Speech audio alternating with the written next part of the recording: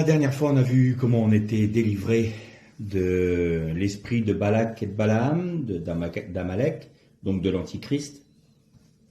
On avait vu à travers l'exemple de Lazare que nous devions être des hommes et accepter de rouler les pierres des tombeaux de nos vies, c'est-à-dire d'avoir un regard lucide sur notre chair, sur la condamnation de Dieu sur notre chair, qui est la mort.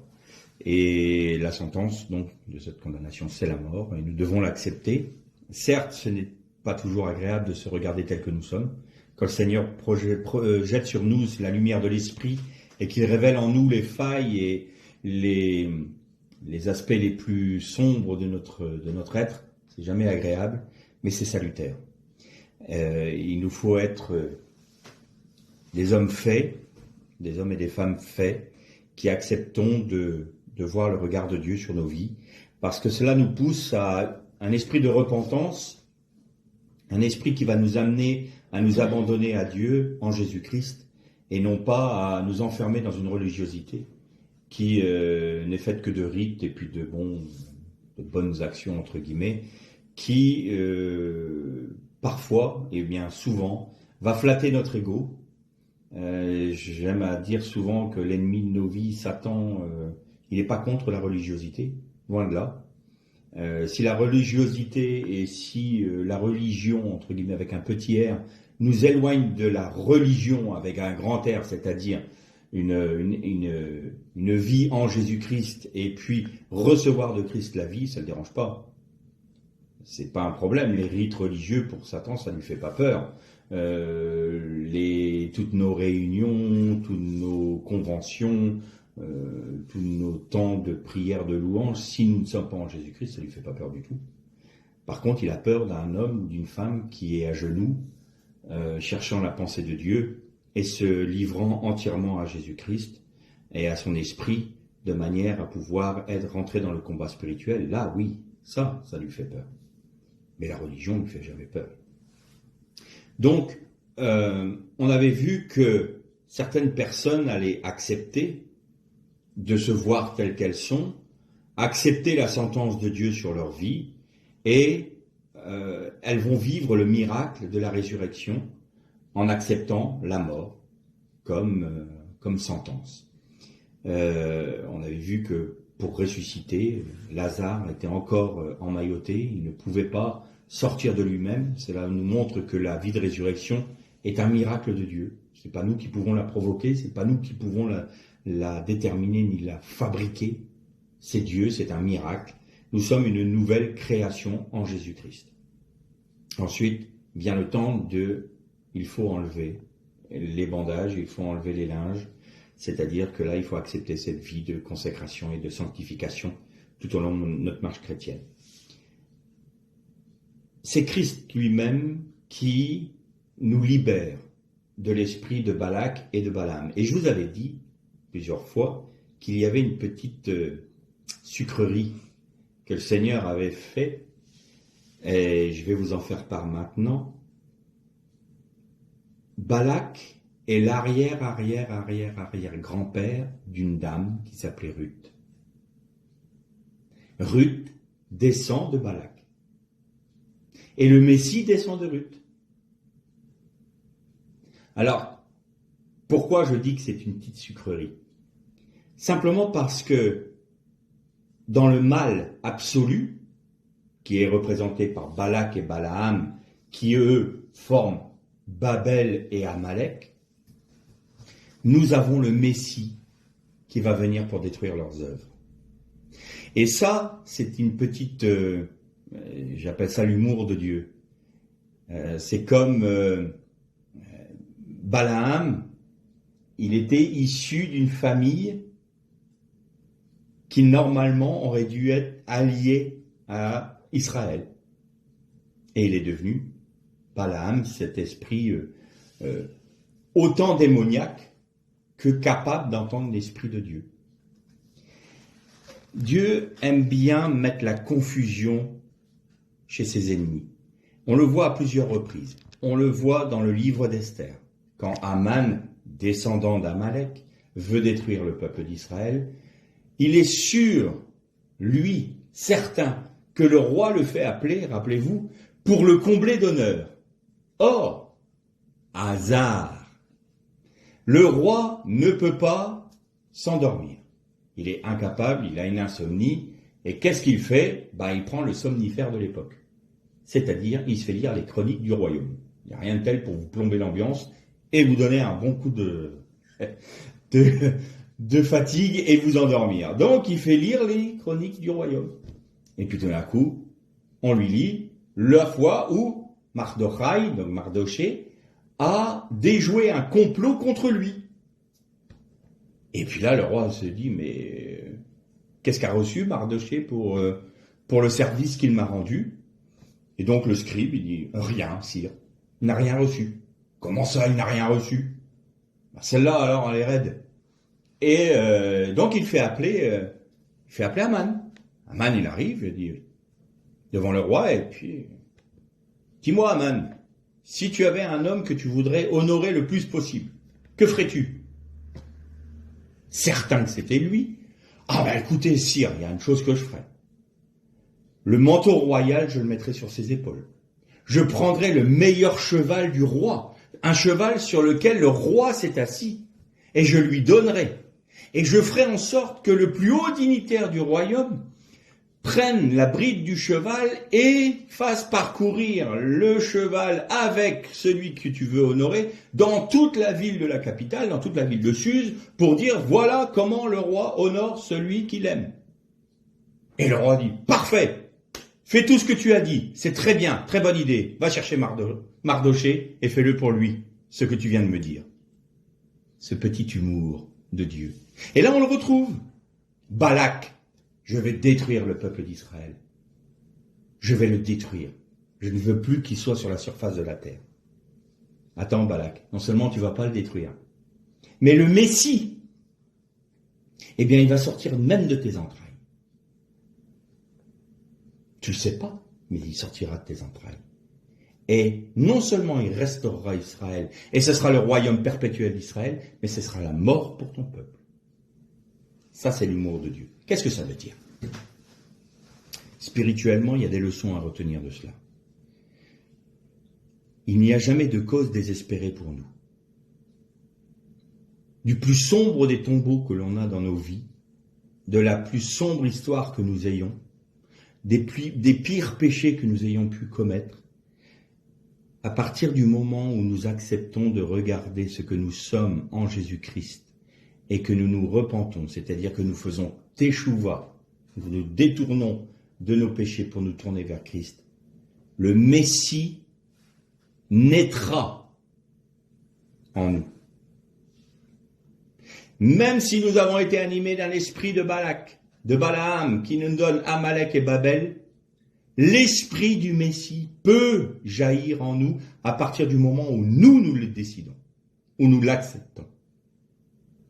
Et c'est ce que nous donne cet enseignement. Il n'y a pas de désespoir. Balak et Balaam voulaient détruire Israël, mais le Messie est sorti de Balak. Amalek, il est de la famille d'Israël. Esav était le frère jumeau de Yaakov. Et c'est le petit-fils, Amalek, c'est le petit-fils d'Esav. Vous voyez que même si on veut détruire le peuple de Dieu, Dieu fait le bilboul. Vous vous souvenez, je vous ai donné cette expression. C'est-à-dire, il va détourner le mal pour faire du bien. Et il va produire la vie de résurrection, là où la mort est présente.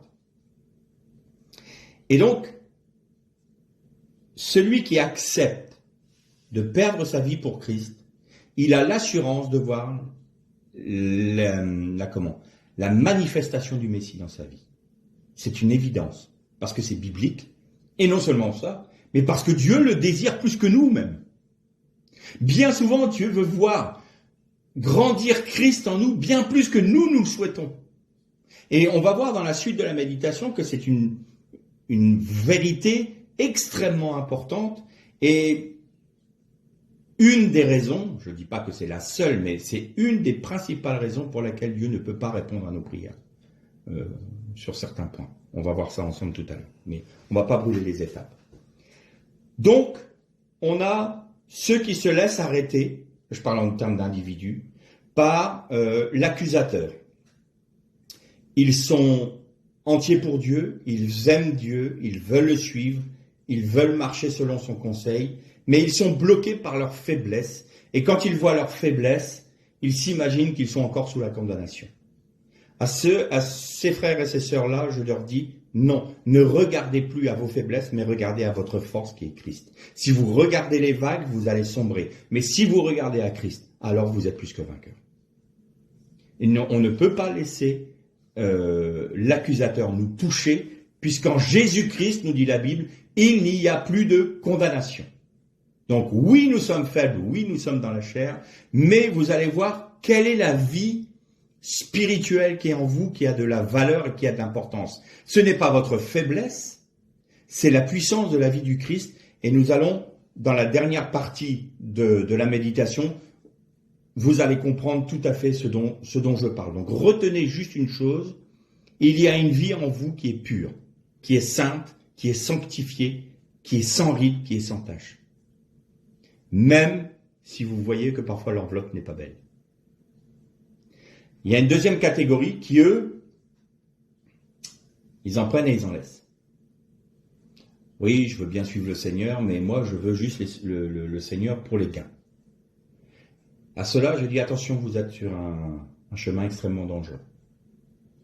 Parce que vous avez un pied qui cloche d'un côté et de l'autre, vous n'arrivez pas à vous décider, vous avez envie de sauver votre vie charnelle tout en ayant les bénéfices d'une vie spirituelle, au bout d'un moment, vous allez être obligé de choisir. Alors soit vous allez choisir vraiment pour Dieu, soit vous allez choisir de retourner dans le monde. Mais attention, vous êtes sur un chemin extrêmement dangereux là, parce que vous êtes des hommes indécis. Jésus disait de ceux qui étaient tièdes, vous vous souvenez, dans cette église d'Asie, le conseil que le Seigneur donnait, que tu puisses être bouillant ou froid, mais tiède, moi je te vomis de ma bouche. Je te vomis. Les mots sont extrêmement forts. Je vais te vomir si tu es tiède. Donc, tu ne peux pas être entièrement pour moi si tu es un coup, je vais satisfaire mon cœur, ma vie, ma chair, et puis de l'autre, je veux quand même bien avoir le salut, je veux quand même bien avoir les bénéfices, la guérison, les miracles, voilà. Et là, on est dans l'absolu du nicolaïsme, c'est-à-dire que on fait tout ce qu'on a envie, et on veut que Dieu nous pardonne de tout. C'est-à-dire qu'on peut être débauché spirituellement et même humainement, physiquement.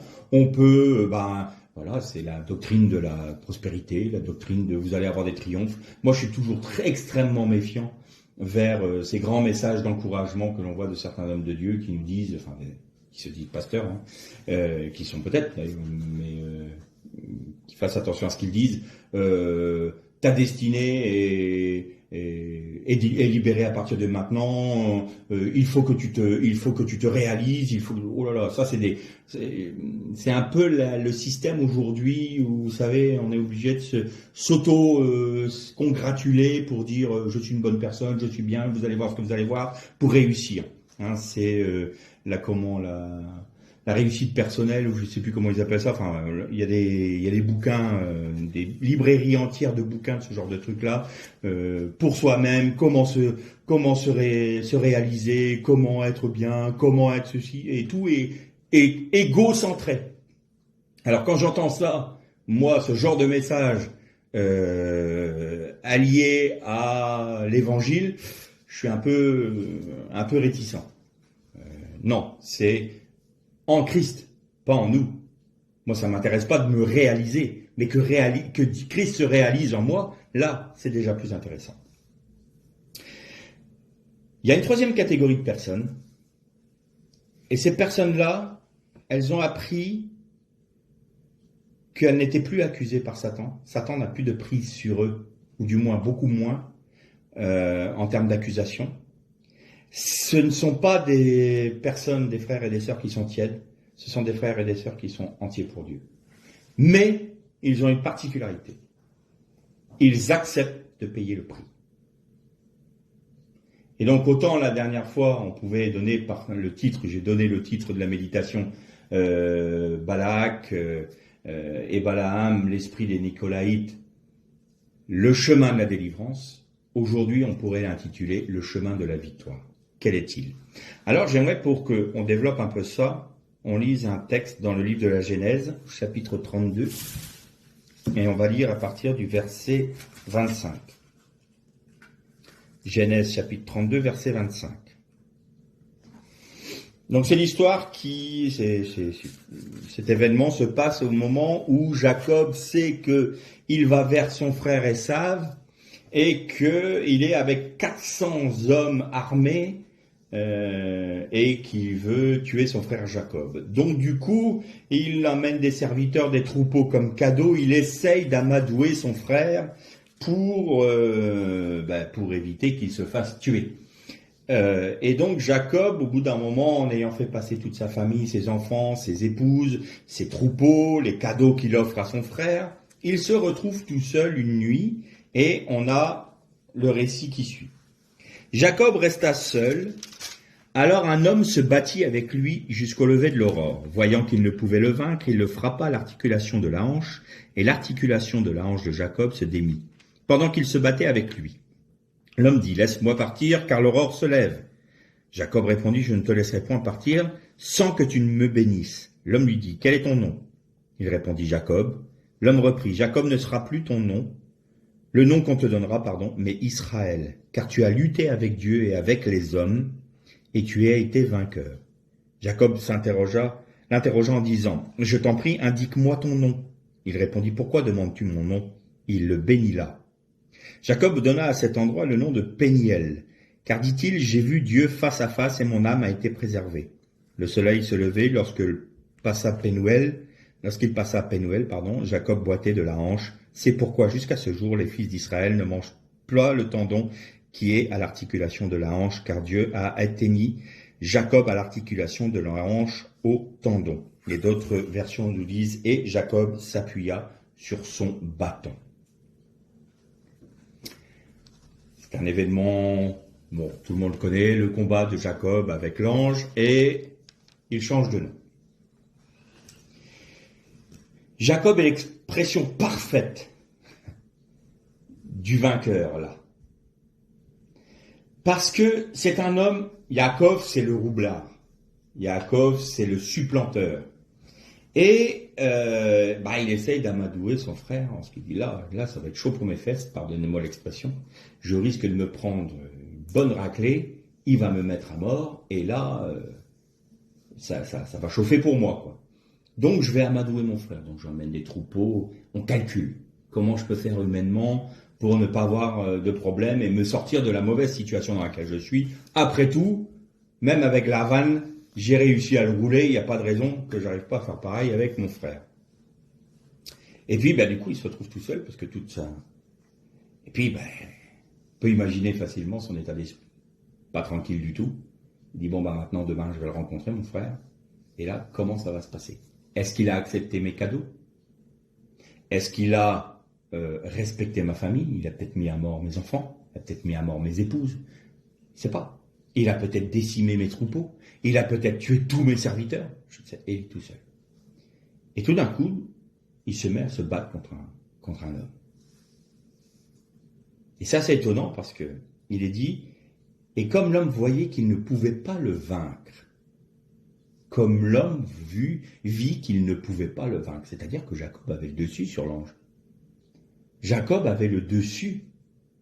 C'est quoi ce combat-là? Eh bien, c'est le combat de notre chair contre l'Esprit de Dieu. C'est Jacob qui lutte pour rester Jacob.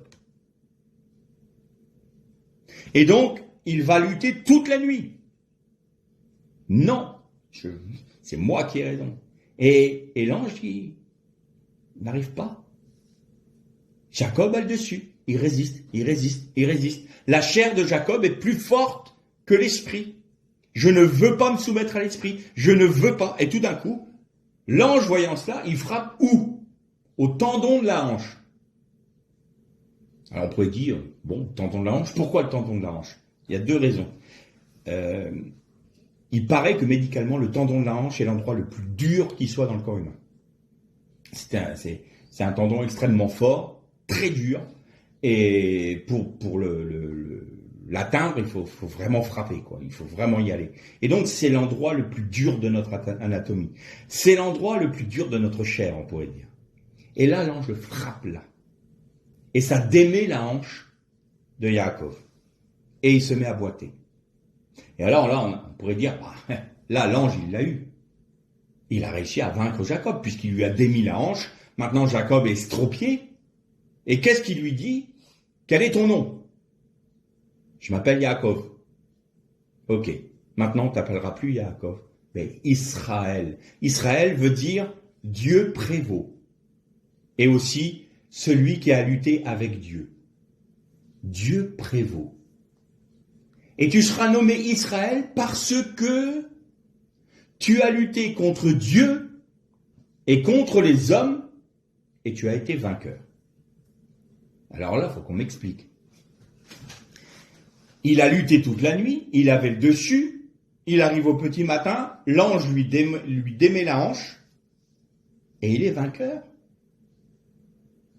Précisément, il est vainqueur parce qu'il est estropié dans sa chair. Il est vainqueur parce qu'il a lutté contre qui? Contre Dieu. Il résistait à Dieu. Et contre les hommes, c'est-à-dire contre... plus précisément, en hébreu, c'est contre Dieu et c'est bassar, contre la chair. Il y a eu une lutte en toi entre l'esprit et la chair. Tu as lutté. Les deux ont lutté. Et tu es vainqueur. Pourquoi tu es vainqueur? Parce que ta chair est brisée. Parce que ta chair est meurtrie.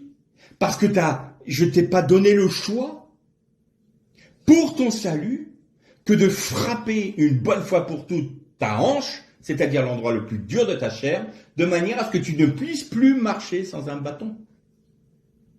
On retrouvera dans toute la vie de Jacob appuyé sur son bâton, tout le temps.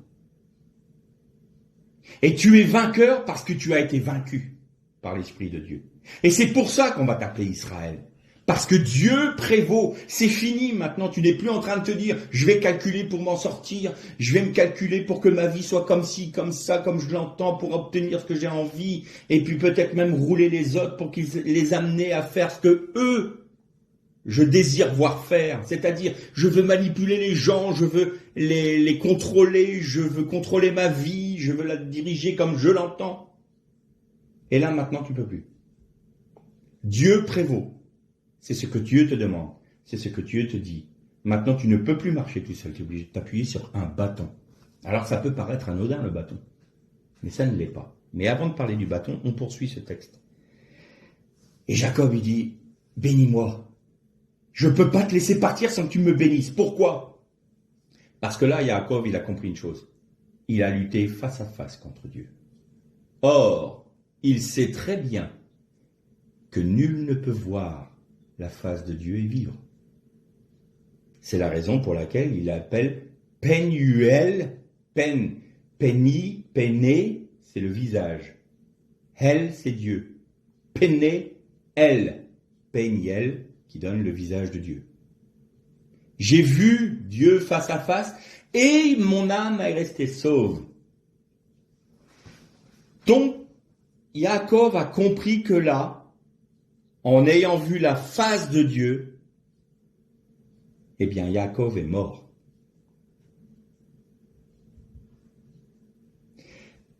En ayant lutté comme cela. Et ça, c'est Lazare dans le tombeau. Hein. C'est Lazare dans le tombeau. 3 jours, 3 nuits. Kaporet. Tout ce que ta main a dit, tout ce que ta bouche a dit, non, tout ce que ta main a fait, tout ce que ta bouche a dit, tout ce que tu as pensé, qui n'était pas selon le cœur de Dieu, qui est un péché, est pardonné, et tu es marqué par Dieu. Et là, Jacob, il est dans la nuit, il est dans le tombeau. La nuit, c'est le tombeau. La nuit, c'est la lutte de savoir si je veux être pour Dieu, pas pour Dieu. Là, on est vraiment dans le combat spirituel. Il y a un dualisme en nous. Qu'est-ce que je choisis? La vie de l'esprit, la vie de la chair? Comment vais-je marcher? Je ne sais plus comment, je ne sais pas quoi. Oui, mais j'ai pas envie de perdre ma vie. Mais malgré tout, il faudrait que je la perde. Oui, mais j'en veux pas. Et là, il y a un combat en nous. Jusqu'au moment où on dit, oh, Seigneur, j'en peux plus, il faut que tu me bénisses. Parce que cette lutte-là, elle m'épuise. Bénis-moi, d'accord. Et là, il nous frappe un coup décisif à notre chair. Et là, nous ne pouvons plus nous appuyer que sur le bâton. Nous n'avons pas le choix. Mais nous avons vu Dieu face à face. Et donc, notre ancienne nature est morte à ce moment-là parce que nous avons vu la face de Dieu. Et donc, nous ne sommes plus Yaakov, nous devenons Israël. Dieu prévaut. Et Yaakov pouvait dire, j'ai été béni parce que j'ai vu la face de Dieu et mon âme a été préservée. Mon âme a été préservée. Le bâton. En hébreu, ça se dit maté. Il y a, si vous savez, il y a une règle de Gematria qui nous fait ramener aux unités tous les chiffres du poids numérique d'un mot. Alors, maté, c'est 54, pardon, le poids numérique. Mais le poids numérique caché, si on revient à l'unité, c'est 9. Il y a un autre mot qui a un poids numérique caché. C'est émet.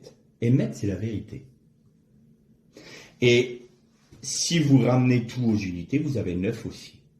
Donc, le maté, le bâton de Jacob, ou le bâton de Moshe, ou le bâton des prophètes, le bâton a la même valeur numérique que vérité. Vérité se trouve en acrostiche. Alors l'acrostiche, c'est, vous avez des lettres finales dans des mots qui forment un mot.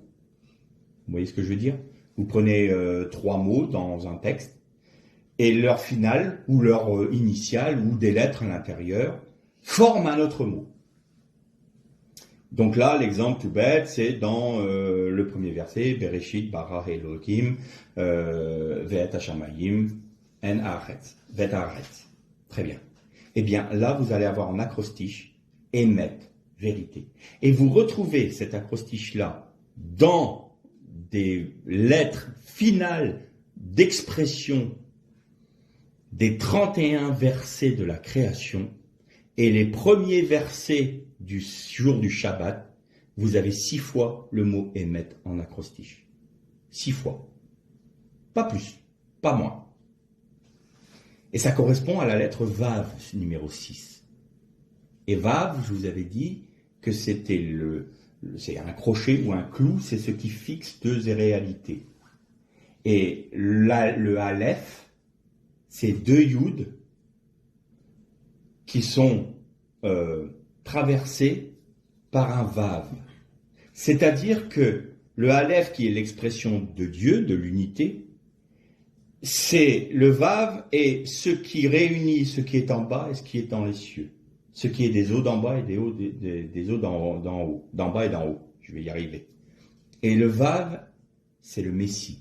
C'est la lettre du Messie. Et 6, pourquoi? Parce que le 6e jour, l'homme a été créé. Donc c'est bien le Fils de l'homme, le Fils de Dieu, mais le Fils de l'homme aussi. Donc c'est vraiment le Messie. Et si vous multipliez 6, donc Vav, par la lettre cachée de Émet et de Maté, vous avez la plénitude 54 du poids numérique du bâton. Jésus disait, je suis la vérité, le chemin et la vérité.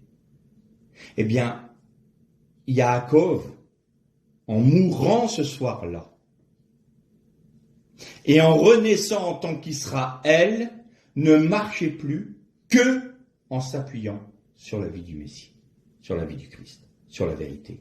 Et c'est la raison pour laquelle il avait un maté, un bâton. Il marchait selon l'Esprit de Dieu et appuyé non plus sur ses pensées, sur ses actions, sur ses façons d'être, mais sur le bâton. Il ne pouvait plus marcher de manière autonome. Il était obligé d'avoir un appui. Et cet appui était le seul qui puisse le maintenir debout, qui était le bâton de la vérité, c'est-à-dire Jésus-Christ. Et il en est de même pour nous. À partir du moment où nous avons fait cette expérience-là, l'esprit d'Amalek, l'esprit de Balaam est mis à mort en nous. Mais il n'y a plus de mélange. On n'est plus dans la quête première catégorie dont j'ai parlé tout à l'heure, de ceux qui se laissent accuser et donc qui sont prostrés dans un coin et qui prennent les coups sans comprendre ce qui leur arrive et puis en disant, mais non, de toute façon j'ai perdu, c'est fini, moi je suis mort et puis je ne ressusciterai jamais et puis le Seigneur m'a condamné et ils sont sous un joug d'accusation. Et là, il suffit qu'ils ouvrent les yeux et disent, non, je vais mourir, oui, mais c'est une bonne chose. Mes frères et sœurs, laissez-vous mourir. C'est quand on est mort qu'on ressuscite. Mais avant de mourir, on ne peut pas ressusciter. Laissez-vous mourir, mais ne vous laissez pas accuser. Christ est votre vie. Et ceux qui sont en mélange, sont en pleine lutte là. Oui, non, ils sont Jacob, ils sont toujours Jacob. Ils ne sont toujours pas pleinement une nouvelle création. Ils sont encore Jacob. Et ils luttent. Alors ils luttent contre eux-mêmes, ils luttent contre Dieu, ils luttent contre les hommes. Bah oui. Ah, je vais calculer, tiens, comment mon frère Ésaü pourrait éviter de me tuer. Attends, je réfléchis. Qu'est-ce que je fais? Elle est où la prière? Seigneur, voilà la situation. Je la remets entre tes mains. Conduis-moi, guide-moi. Non, je vais trouver une solution. Réfléchissons. Qu'est-ce que je peux faire? Ah, j'ai trouvé. Je vais emmener mes serviteurs. Ah, je vais déjà lui emmener des troupeaux. Et ça va être cadeau. Déjà, ça va l'apaiser si je lui offre des cadeaux. Après, je vais avoir ma famille. Ah, ils vont arriver. Là, je présente mes enfants. Je prends des risques. Donc, il va se dire, bon, quand même, il me fait confiance. Et puis, après, mes épouses. Et puis, je vais encore offrir d'autres cadeaux. Et tous mes serviteurs. Et en dernier, j'arriverai, je me prosternerai devant lui. Et je lui dirai, me tue pas, s'il te plaît. Voilà, ça, c'est une bonne idée. Et là, le plan change tout. Le Seigneur arrive et dit, c'est pas comme ça que je veux que ça fonctionne. Je veux que tu meurs. Je veux que Jacob reste dans cette caverne. Je veux pas que Jacob revienne. Alors il y a une lutte. Les frères et sœurs qui entendent ce message, si vous êtes dans la situation où vous êtes en train de vous dire, je veux pas perdre ma vie, mais en même temps, j'ai envie d'être au bénéfice du Christ. Vous êtes dans cette situation-là. Il faut vous laisser frapper. Parce que vous êtes vainqueur si vous êtes vaincu. Un vainqueur, c'est un vaincu. Un vainqueur spirituel, c'est un vaincu. Un vainqueur spirituel, c'est celui qui a dit, ok, stop, moi j'arrête. C'est celui qui a rendu les armes devant Dieu. C'est celui qui a rendu toute opposition à Christ. Il a déposé tout ce qu'il était au pied de la croix. Il a dit, terminé, fini, j'en peux plus. Bénis-moi parce que je peux plus. Et il est relevé en vainqueur. Et il s'appelle Israël. Israël. Dieu prévaut. C'est Dieu en premier. Là, il est plus bouillant. Si, pas au contraire. Il n'est plus tiède et il n'est plus froid, mais il est bouillant. Quand on est accusé, on peut redevenir tout à fait froid. On peut perdre complètement le premier amour en se disant de toute façon, quoi que je fasse, ça marche pas. Et on va comprendre pourquoi que quoi que je fasse, ça marche pas. Parce que on va attaquer un autre thème là maintenant. Là, je suis en train de parler de ceux qui sont victorieux. Pas de ceux qui sont tièdes et pas de ceux qui se laissent marcher dessus par l'ennemi, sous le poids de l'accusation.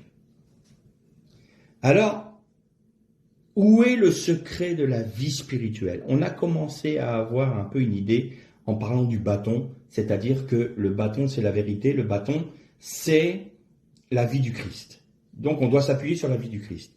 Mais on peut encore avoir l'idée que la vie du Christ est extérieure. Ah, je m'appuie sur Christ, mais Seigneur, aide-moi, comme s'il était extérieur. Maintenant, on va reprendre la pensée concernant Noé. C'est tellement riche, Noé, que je ne sais pas si on arrêtera un jour d'en parler. Après, c'est pas forcément étonnant, puisque le Seigneur Jésus avait dit, il en sera du temps de la fin comme du temps de Noé. Donc, qu'on en parle, ça ne paraît pas surprenant. Surtout dans les temps dans lesquels nous vivons.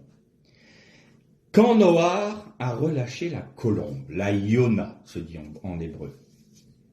Alors la première fois, la Yona virevolta comme l'esprit, la rouar, virevoltait au-dessus des eaux, dans le premier verset de la Torah. Et l'esprit de l'Éternel planait au-dessus de la surface des eaux. Et l'esprit, la rouar de l'Éternel, virevoltait ou frémissait au-dessus de la surface des eaux. Et là, la Yona, elle frémit et virevolte au-dessus de la surface du déluge. Donc on retrouve cette nouvelle comme un nouvel état de création. On retrouve un tohu-bohu, on retrouve une destruction et en même temps l'Esprit de Dieu qui est là. Et vous avez noté, donc la Rouar, premier verset de la Torah, la Rouar virevolte au-dessus de la surface des eaux. L'agent de la création est là et frémit. Il y a des moments quand Jésus, et notamment quand il s'est trouvé devant le tombeau de Lazare, il est dit, et Jésus frémit en son esprit. Pourquoi l'esprit frémit au-dessus des eaux? Parce que l'esprit sait que la vie va venir. Et alors il frémit. Et tout d'un coup, le Père donne un ordre. Et quel était l'ordre? Que la terre devienne sèche? Non. Il faut que la vie vienne, parce que l'esprit est un esprit de vie. Et l'esprit, il frémit à la vie. C'est le fait qu'il ressente que la vie arrive, c'est ça qui le fait frémir. Et Dieu dit que la lumière soit. Et la lumière qui est venue à ce moment-là, c'était la lumière du Messie. Le Messie est la vie. Je suis la vie, la résurrection, disait Jésus. Je suis la résurrection et la vie. Et donc, l'Esprit de Dieu frémit parce que c'est la manifestation du Messie, de la lumière du Messie qui va se faire dans le monde. Alors il frémit. Et la lumière arrive.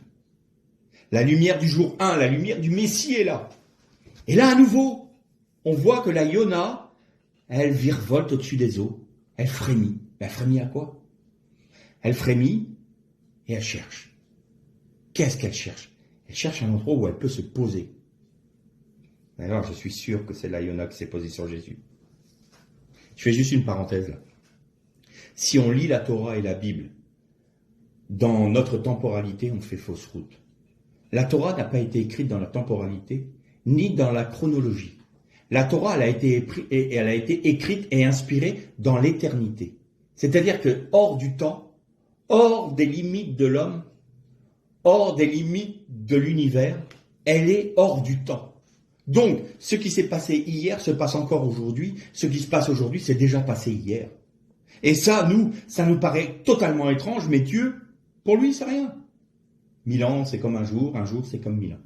Donc, n'oubliez jamais que si vous abordez la Torah dans une pensée temporelle et chronologique, vous ne pouvez pas trouver des secrets parce que vous n'êtes pas dans la dimension éternelle, vous êtes dans une dimension temporelle. Donc, n'oubliez jamais que la Torah se lit dans l'éternité et pas dans la temporalité. Donc, la Yona frémit, elle cherche un endroit où poser son pied. Et donc, elle revient au Père. Comment ça? Revient au Père. Oui, Noar. Noar, c'est repos. Et quand vous inversez, le mot miroir de Noar, c'est Chen, c'est grâce. Oui, c'est le Père. Le Shabbat, c'est le Père. La grâce vient du Père. Donc, l'esprit, la Yona, revient au Père. Et Noar tendit la main et reprit la Yona, la colombe. Et il la fait rentrer dans l'arche. Il attend encore 7 jours. Ça, c'est magnifique. Magnifique. Il n'y a pas de hasard. 7 jours, bon, c'est une semaine. Non, 7 jours, c'est la plénitude de la patience. J'attends encore le comble d'un temps, d'un cycle. J'attends l'accomplissement complet d'un cycle. Et je renvoie mon esprit à la surface des eaux. Et la Yona revient. Elle repart. Et elle est en train de frémir au-dessus des eaux. Et là, qu'est-ce qu'elle revient? Elle revient avec quoi? Avec une feuille d'olivier. Mais il y a quand même une chose intéressante parce que le terme hébreu, c'est Alé Zayit Tachaf. Alé, c'est la feuille. Zarit, c'est un olivier. Et Tachaf, c'est arraché, déchiré. Alors quand j'ai vu ce mot-là, je vous laisse deviner que ça m'a un peu interpellé. Déchiré. Et là, la Yona revient avec, tenez-vous bien, elle revient avec ce qui va être la messianité du Fils de l'homme, c'est-à-dire la feuille d'olivier. L'huile d'onction sainte était faite avec de l'huile d'olive de la première pression, de la plus pure qui soit. Il y avait des aromates et des parfums où nul n'avait le droit de reproduire cette huile, ni pour s'en servir, ni même pour la sentir. Parce que, nous dit la Torah, l'huile d'onction sainte ne peut pas couler sur la chair de l'homme. C'est une chose très sainte. Et donc la Yona, là, l'Esprit de Dieu ramène au Père, je paraphrase, on fait l'image spirituelle, elle ramène au Père quoi? Une promesse. J'ai frémi parce que je sais que la messianité du Messie, oindre, c'est messianiser, on pourrait dire messianiser. La messianité du Messie est là, mais elle est issue d'une déchirure. Et là, on se dit, ça nous parle de quoi? C'est la promesse qu'un jour le Messie sera déchiré sur la croix. Et que de cette déchirure-là, la rédemption et la vie va découler, comme l'huile d'onction sainte va couler sur le monde. Très bien. On va encore aller plus loin. La Yona revient avec la feuille d'olivier arrachée, déchirée, et le Père retend la main et reprend son esprit. Et il attend. Et quand il relâche la Yona, 7 jours, encore un cycle, il relâche la Yona, la colombe, et elle va se poser où? Sur le Messie. Parce que ce qu'elle attendait, c'était pas la terre sèche. Si elle a pu arracher un rameau d'olivier ou une feuille d'olivier, elle pouvait se poser sur l'olivier où elle arrachait. C'est pas là le problème. Elle attendait de se poser sur celui qui devait être messianisé, justement. Sur le Messie. Et donc, elle est partie se poser sur le Messie, et nous retrouvons ce récit là, au moment où Jésus sort du baptême du Jourdain, et où la colombe vient sur lui pour le messianiser. Il est sorti des eaux d'en haut pour recevoir la messianité ici-bas et pouvoir apporter au monde la lumière du jour 1. Bien. Maintenant, au titre individuel, pour nous, ça veut dire quoi? Eh bien, l'Esprit de Dieu est envoyé par le Père vers chacun d'entre nous. Et l'Esprit, la Yona, le rouard de Dieu virevolte au-dessus de nous et attend un endroit où elle peut se poser. Je peux dire elle, parce que rouard, c'est féminin. L'Esprit, nous on dit un esprit, mais c'est une esprit. L'Esprit de Dieu, c'est féminin. Et la colombe, la Yona, c'est féminin aussi. Donc, elle cherche un endroit où elle peut se poser. Et qu'est-ce qu'elle voit en nous? Quand nous sommes abattus par l'accusation, quand nous sommes là en train de lutter pour savoir si on va garder notre chair ou pas. Mais qu'est-ce qu'elle voit à ce moment-là? Elle voit de la chair. Elle voit du tohu vavohu. Elle voit l'eau du déluge sur nous. Elle peut pas se poser. Elle peut pas se poser. Elle attend quoi? Une promesse. Et c'est quoi cette promesse? Une déchirure. Elle attend une déchirure. Et quand elle voit une déchirure se faire chez quelqu'un, elle revient au Père, elle dit, ô Éternel, là, chez cet individu-là, j'ai vu une déchirure. C'est une promesse de messianisation. Chez un tel, c'est une promesse de messianisation. Mais laisse encore un cycle de temps, de manière à ce que la déchirure se fasse mieux. Et Dieu va faire en sorte que la déchirure se fasse mieux. Vous vous rappelez du bon jardinier qui voulait s'occuper du figuier qui portait pas de fruits? Le maître avait dit, bon, il ne porte plus de fruits, vous le coupez et on s'en débarrasse. Et le responsable du verger qui dit, non, laisse-moi encore un an. Et je vais travailler son pied, je vais lui mettre je vais attendre, et s'il est là, s'il porte plus de fruits, alors tu pourras le couper et le mettre au feu. Et Dieu dit, il y a une promesse de déchirure. Attends, je donne encore un an. Je donne encore un cycle de temps de patience. Je laisse la déchirure faire son œuvre. Je laisse l'arbre porter du fruit. Il doit être malade au niveau des racines, mais laisse ce combat-là. Là, mon esprit est en train de combattre. Mais j'attends qu'Israël naisse. ça se déchire. Ça commence à se déchirer. Et puis là, tout d'un coup, l'Esprit de Dieu nous frappe. Il nous frappe à l'endroit le plus dur de notre être. Et nous cédons. Et là, c'est une déchirure qui se fait en nous. La chair est déchirée. Tout comme étant sur la croix, Jésus a été déchiré pour nos péchés. Eh bien, le voile se déchire pour nous aussi. Nous rentrons dans le Saint des Saints. Nous avons possibilité, nous avons un accès au caporette. Nous avons la possibilité d'entrer dans la pensée de Dieu, dans le cœur de Dieu. Il y a une déchirure. Et la déchirure, elle révèle quoi? Elle révèle la vie du Christ qui a été mis en nous par l'Esprit. Et alors la Yona revient, la Rouah revient et vient messianiser le Christ qui est en nous. Et l'onction coule non pas sur nous et notre chair, mais sur Christ qui est en nous. Et c'est lui qui est oint, pas nous. C'est cette vie-là qui est ointe. C'est cette vie-là dont je disais tout à l'heure. Vous avez en vous une vie qui est pure, sans tache. Et c'est cette vie-là que le Saint-Esprit veut oindre. C'est ça le baptême dans le Saint-Esprit. C'est être oint, laisser Christ en nous être messianisé par l'Esprit de Dieu. Et l'Esprit de Dieu viendra sur vous. Et il prendra tout ce qui est de moi et vous le révélera. C'est Christ.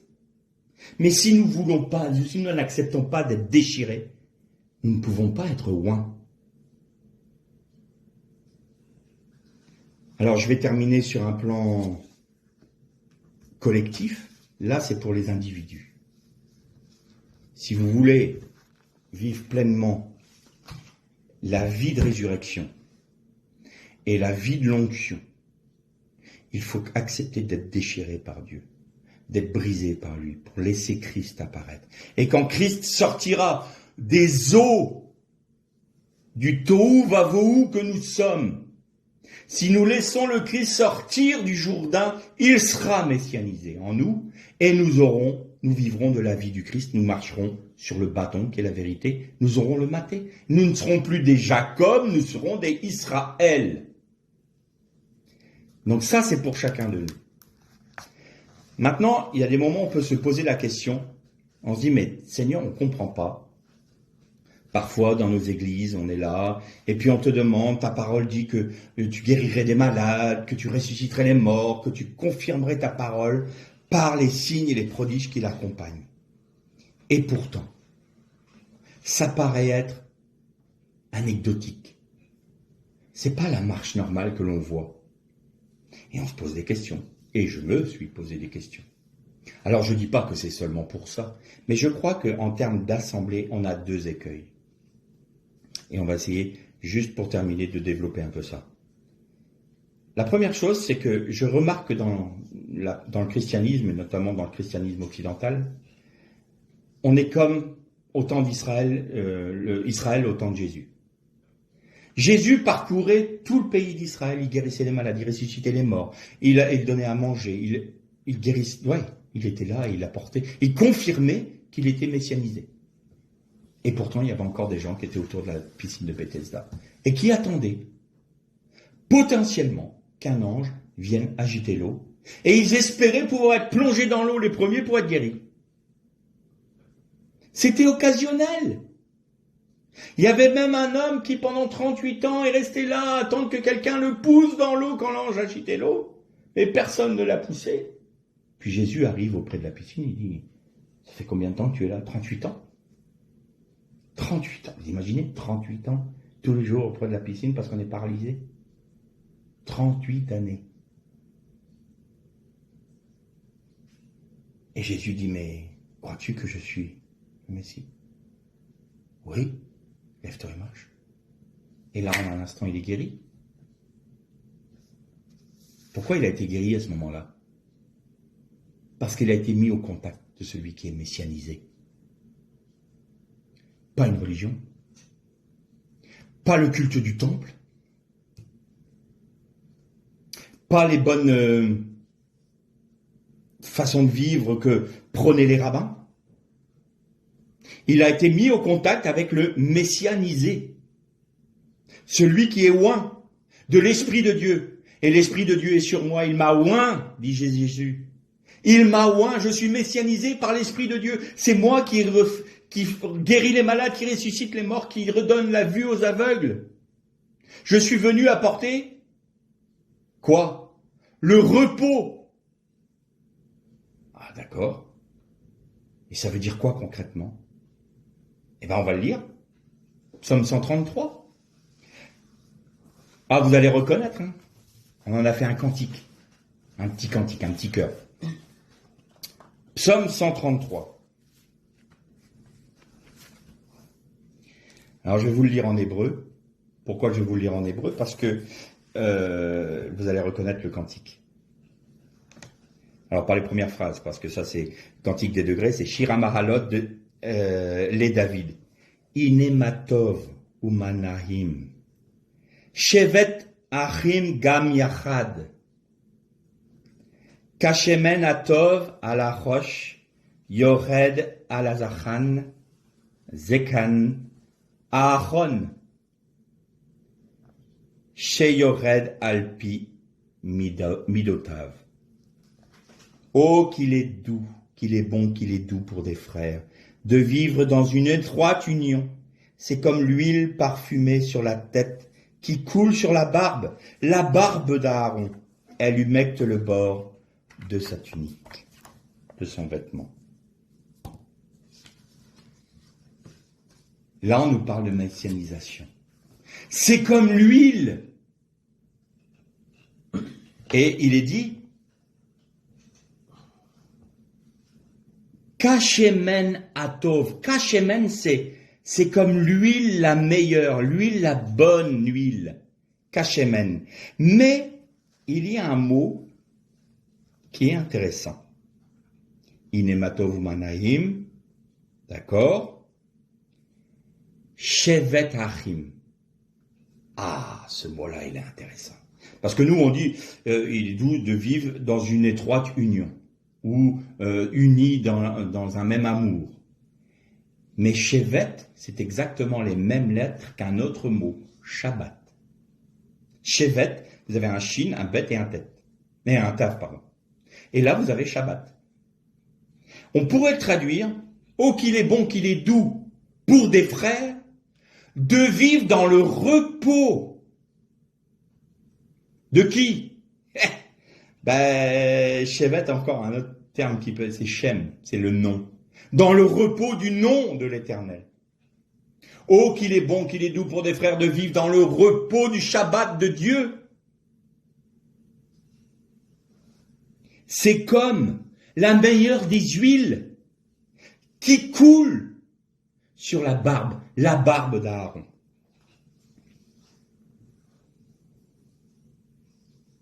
La meilleure des huiles qui coule sur la barbe d'Aaron. C'est comme être dans le repos de Dieu. Ça, c'est l'unité. Il y a deux choses qui gangrènent l'Église, je disais aujourd'hui. La première, qui n'est pas concernée par ce passage-là, c'est que l'Église croit qu'elle doit faire des choses pour Dieu. Elle doit accomplir des œuvres pour lui. C'est-à-dire que Dieu, en Jésus-Christ, les a sauvés, les a éloignés du jugement, les a réconciliés avec le Père, et après ils se disent, pas de problème Seigneur, merci, nous te louons pour cela, maintenant on va bosser pour toi. Et qu'est-ce qui se passe à ce moment-là? L'huile d'onction sainte, ne pouvant pas couler sur la chair de l'homme, et que les pensées des hommes ne sont pas les pensées de Dieu, eh bien Dieu retient son esprit. Il ne peut pas oindre cette vie-là, parce que ce n'est pas la vie de son fils qu'il voit. C'est la vie des hommes et des femmes qui ont pris des décisions selon les critères qu'ils ont déterminés. On va conduire notre assemblée comme une entreprise. Alors je vais vous donner la vision de l'Église pour l'année à venir. Je la vois comme ci, comme ça. Mais ça, c'est issu de quoi? De qui? Ça me fait penser au président américain qui vient faire son discours de l'État de l'Union, quoi. Alors, pour les années à venir, je vois les États-Unis, nous allons prendre telle direction, nous allons faire telle chose, comme ci, comme ça, notre politique étrangère sera comme ça, notre politique intérieure sera comme ça, voilà, l'État de l'Union. Et bien, parfois, il y a des pasteurs qui arrivent, je vais vous donner la vision que j'ai de l'Église pour les années à venir, donc moi, je vois que la direction que nous allons prendre, c'est ça, nous allons accomplir ça, nous allons faire telle œuvre, nous allons... Il est où Dieu, là? Il est où le messianisé, là? Ben, le messianisé, il faut qu'il bénisse. Seigneur, nous voulons ton huile. Bénis-nous. Oins-nous. Non, non, Dieu ne nous oindra jamais. Nous ne serons jamais messianisés. L'huile d'onction sainte ne peut pas couler sur la chair des hommes. Donc il y a ceux qui sont là, ils croient qu'ils doivent bosser pour Dieu. Et puis il y a ceux qui de toute façon s'en moquent. On n'en veut pas. Ce qui se passe au niveau de l'individu se passe aussi au niveau de l'Église. C'est-à-dire que je lutte avec l'ange. Non, je ne céderai pas, c'est ce que j'ai envie. Pas ce que Dieu veut. Pas ce que l'Esprit désire. Moi d'abord. Nous, on va faire ça. Nous. On veut être reconnu par un tel, on veut être comme si, on veut que tout le monde nous regarde. Seigneur dit, mais moi je veux oindre le Messie. Je ne peux pas oindre quelqu'un d'autre que le Messie.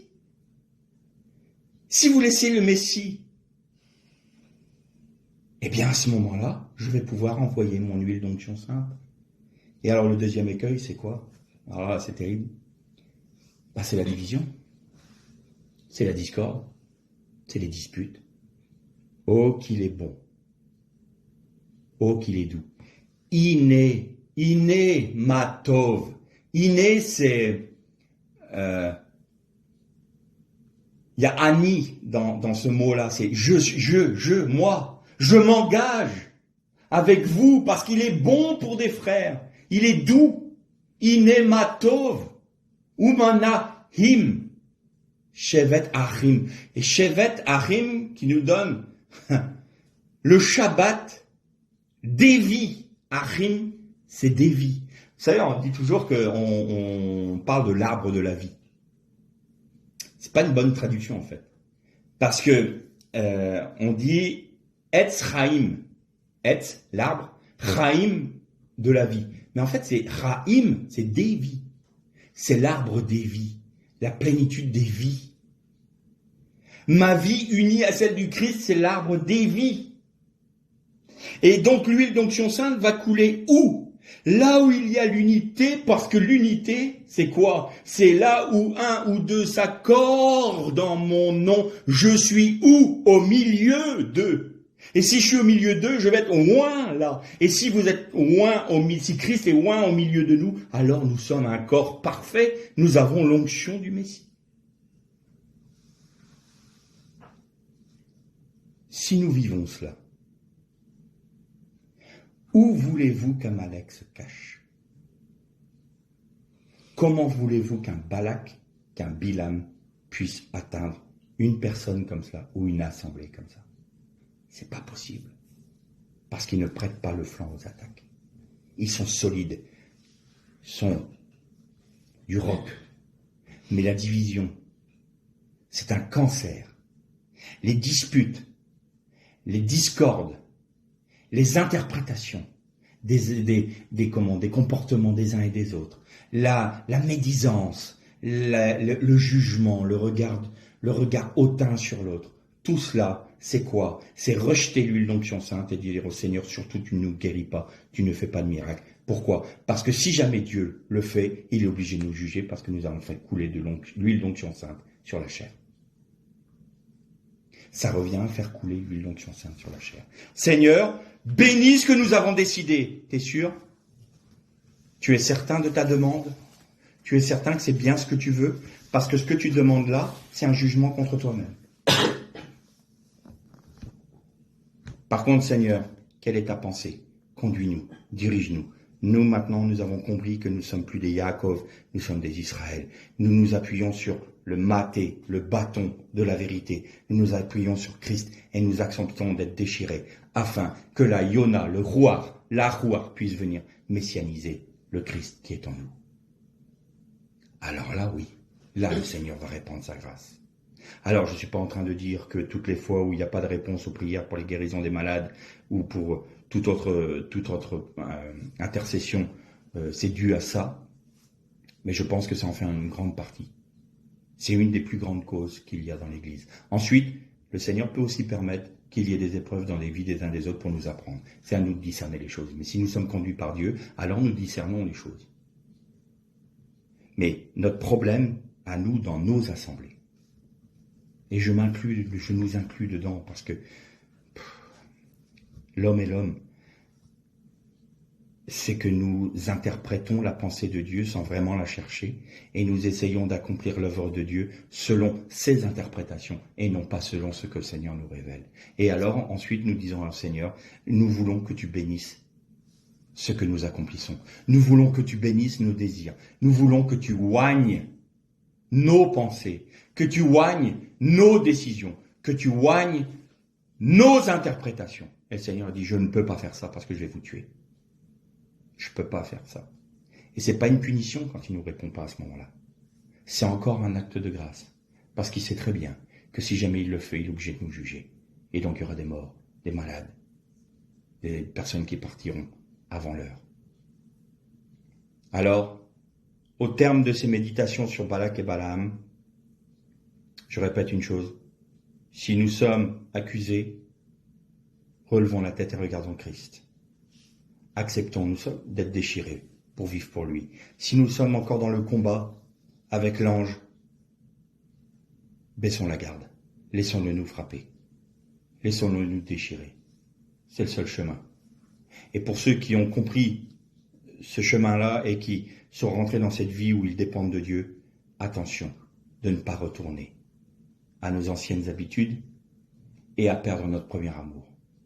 Parce que ça aussi, c'est un danger. La routine, c'est terrible. Et alors, au niveau des assemblées, j'ai envie de dire, bannissons toutes les discordes, les disputes, les querelles, les divisions, les regards hautains, les interprétations. Aimons-nous vraiment, vraiment, Inematov, Umanahim, Shevet Achim, Gam Yachad, parce que c'est là qu'il envoie la bénédiction. Gam Yachad, Inematov Umanahim, Shevet Achim, Gam Yachad, et ensuite vous avez Barar, le mot Barar qui est la bénédiction. Et vous savez ce qu'est la bénédiction? Barar, c'est s'agenouiller devant Dieu. C'est la première des bénédictions. Si on s'agenouille devant Dieu, on va regarder notre frère ou notre sœur comme étant supérieur à nous. Et notre frère ou notre sœur va nous regarder comme étant supérieur à elle ou à lui. Et vous savez quoi? Dans ces cas-là, on est tous égaux devant Dieu. Il n'y a pas un qui supplante l'autre. Il n'y a pas un qui peut regarder l'autre avec condescendance. Il n'y a pas l'autre qui va se sentir écrasé par le frère un tel ou la sœur un tel. Non, en Jésus-Christ, nous sommes tous au même niveau.